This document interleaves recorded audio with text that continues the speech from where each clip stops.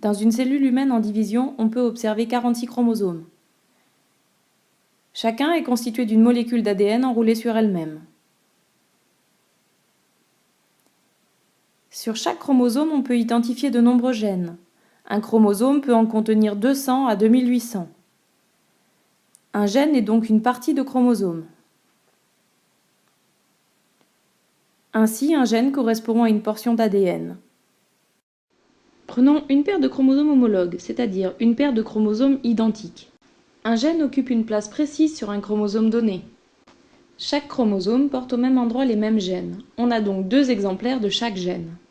Un gène a pour fonction de déterminer un caractère. Par exemple, le gène ABO détermine le caractère groupe sanguin. Un gène peut exister sous différentes versions appelées allèles. Par exemple, le gène ABO peut exister sous la version A, sous la version B ou sous la version O. L'association de ces allèles peut permettre d'obtenir plusieurs versions pour un même caractère.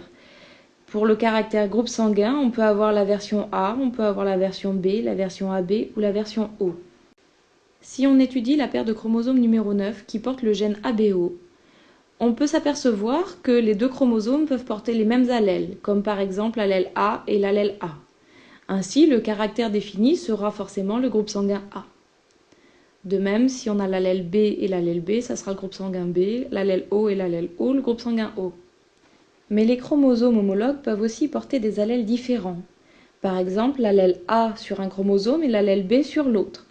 Dans ce cas, le groupe sanguin sera défini par les 2 allèles et on obtiendra le groupe sanguin AB.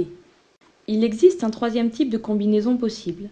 Sur la paire de chromosomes homologues, on peut aussi avoir l'allèle A et l'allèle O. Dans ce cas, le caractère groupe sanguin sera le caractère A. Cela prouve que seul l'allèle A définit le caractère, alors que l'allèle O ne le définit pas. On dira alors que l'allèle A qui détermine le caractère est dominant, alors que l'allèle O qui ne détermine pas le caractère est récessif. Il en est de même pour la combinaison BO, l'allèle B est dominant, l'allèle O récessif, et donc le caractère défini sera le groupe sanguin B.